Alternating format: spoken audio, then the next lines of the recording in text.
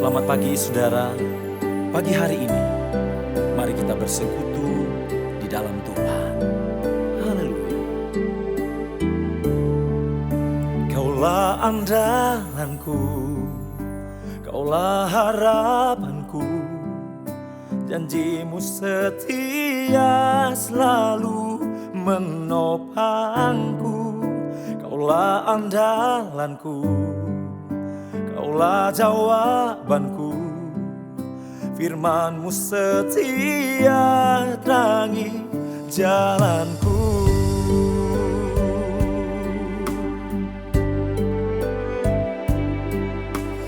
Di saat bertemu denganmu Yesus, ku temukan ada harapan baru. Engkaulah jawaban pasti untuk ku dapat menjalani hidup dengan kekuatan-Mu. Kaulah andalanku, Kaulah harapanku, janji-Mu setia selalu menopangku. Kaulah andalanku, Kaulah jawabanku, firman-Mu setia terangi jalanku.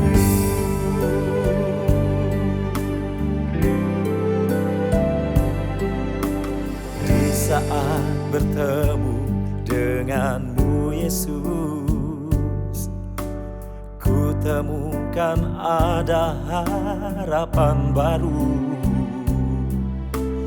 Engkaulah jawaban pasti untuk ku dapat menjalani hidup dengan kekuatan-Mu. Oh, Kaulah andalanku, Kaulah harapanku, janji-Mu setia selalu menopangku. Kaulah andalanku, Kaulah jawabanku, firman-Mu setia terangi jalanku.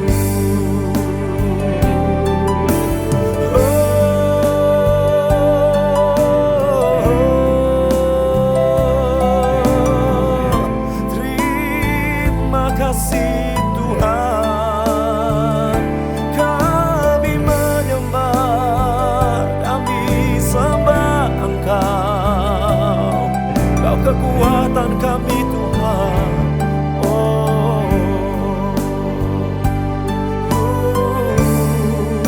Kaulah andalanku, Kaulah harapanku, janji-Mu setia selalu menopangku. Kaulah andalanku, Kaulah jawabanku, firman-Mu setia terangi jalanku. Firman-Mu setia terangi jalanku.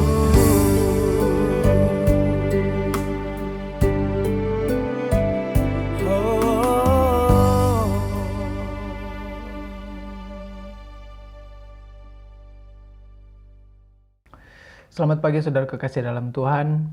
Pagi hari ini kembali kita akan merenungkan firman Tuhan yang saya beri judul Kebimbangan Menjadi Keteguhan. Saya akan bacakan satu ayat di dalam Alkitab yang terdapat di dalam Matius pasal 14 ayatnya yang ke-31. Matius 14 ayat 31 firman Tuhan berkata, "Segera Yesus mengulurkan tangannya, memegang dia dan berkata, 'Hai orang yang kurang percaya, mengapa engkau bimbang?'" Puji Tuhan, saudara kekasih dalam Tuhan. Tentu kita menyadari bahwa terkadang dalam hidup kita mengalami kebimbangan dalam melakukan sesuatu atau mengambil sebuah keputusan, terutama yang menyangkut hal penting. Misalnya tentang perencanaan. Kita ragu apakah rencana kita yang sudah kita doakan dan disertai kerja keras akan membuahkan hasil. Atau misalnya, mungkin ada yang ragu, perlukah menaati firman Tuhan yang rasanya berat untuk dijalankan, seperti mengampuni orang lain. Kebimbangan datang dalam berbagai bentuk, saudara kekasih dalam Tuhan. Tidak semua orang bisa langsung yakin pada penyertaan Tuhan di masa-masa sulit hidupnya. Dan inilah juga yang dialami oleh Petrus. Bersama ke-11 murid lain, Petrus melakukan penginjilan bersama-sama dengan Yesus setiap hari. Ia melihat langsung berbagai hal yang luar biasa yang Tuhan Yesus kerjakan, saudara kekasih dalam Tuhan. Tapi tetap saja, ia merasa bimbang. Dalam peristiwa ini, di ayat yang kita sudah baca tadi, murid-murid itu diombang-ambingkan oleh gelombang di tengah danau. Antara jam 3 sampai jam 6 pagi hal itu terjadi. Sampai akhirnya Yesus pun datang menghampiri mereka dengan berjalan di atas air. Mereka semua kaget dan ketakutan. Tapi Yesus pun kemudian menenangkan mereka, saudara kekasih. Namun Petrus masih meragukan bahwa hal itu adalah Yesus. Dia lalu bertanya dan berseru, "Tuhan, apabila Engkau itu, suruhlah aku datang kepadamu." Berjalan di atas air. Tuhan Yesus pun memanggil dia dan Petrus pun mulai berjalan di atas air. Ia terus berjalan menghampiri Yesus. Tapi di tengah-tengah danau, angin itu mulai membuatnya takut, saudara kekasih. Dan ia kemudian mulai tenggelam. Petrus lalu berteriak minta tolong pada Yesus dan Yesus kemudian datang dan menegur dia serta berkata, "Hai orang yang kurang percaya, mengapa engkau bimbang?" Saudara kekasih dalam Tuhan, seringkali kita gagal melakukan hal-hal tertentu bukan karena kita tidak mampu, tapi karena kita bimbang, saudara kekasih. Kita kurang percaya atau kita ragu pada penyertaan Tuhan. Meskipun sudah berkali-kali Dia membuktikan kasih-Nya kepada kita. Tapi apa yang dialami Petrus ini, saudara kekasih dalam Tuhan, membuat dia diubahkan. Dalam Matius 16 ayat 18, Tuhan menyebut Simon sebagai Petrus, yang artinya batu karang, saudara kekasih. Simon diubahkan dan ia dipenuhi oleh Roh Kudus pada hari ke-10 setelah kenaikan Tuhan Yesus ke sorga. Dari pribadi yang bimbang, dia diubahkan menjadi pribadi yang teguh dan kuat di dalam Tuhan. Dan ini terjadi karena Tuhan mau memperlengkapi dia untuk menjadi pribadi atau menjadi orang yang teguh, saudara kekasih. Pada akhirnya Petrus diubahkan menjadi pribadi yang berani memberitakan firman Tuhan tanpa rasa takut. Kita bisa lihat itu dalam Kisah Para Rasul 2 ayat yang ke-14. Dia menjadi pribadi yang beriman tanpa kebimbangan, saudara kekasih dalam Tuhan. Petrus menyembuhkan orang lumpuh dalam Kisah pasal 3 ayat 6. Serta dia membaptis 3.000 orang. Dan Petrus diubahkan menjadi pribadi yang setia sampai akhir. Catatan sejarah gereja menunjukkan bahwa Petrus mati disalib secara terbalik. Ia merasa tidak layak untuk disalibkan dengan kepala di atas, sehingga ia meminta supaya ia disalibkan dengan kepala di bawah. Dan hal ini bisa kita lihat dalam Yohanes 21 ayatnya yang ke-18 dan 19. Saudara kekasih dalam Tuhan, berbicara tentang salib Kristus melambangkan kasih Allah kepada kita semua. Dan sebentar lagi kita akan merayakan Paskah.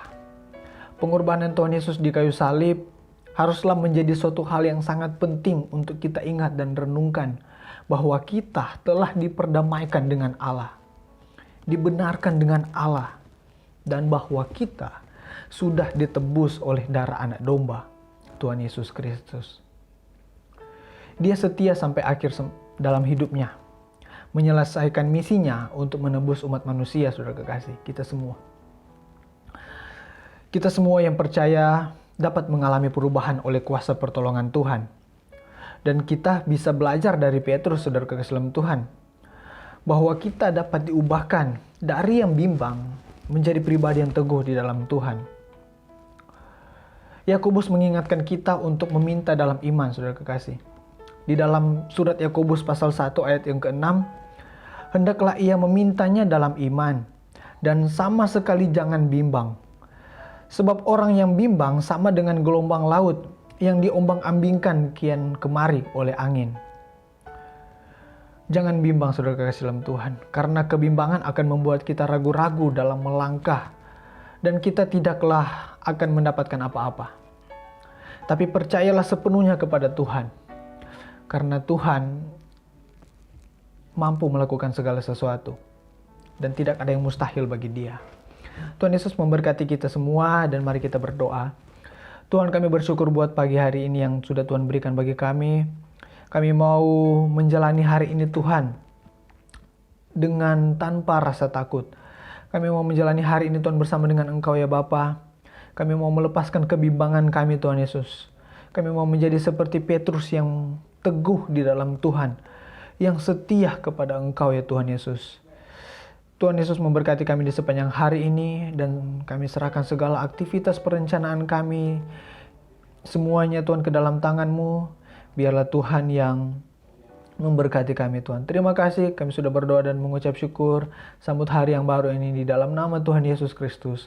Haleluya, puji Tuhan. Amin. Kaulah andalanku, Kaulah harapanku, janji-Mu setia selalu menopangku. Kaulah andalanku, Kaulah jawabanku, firman-Mu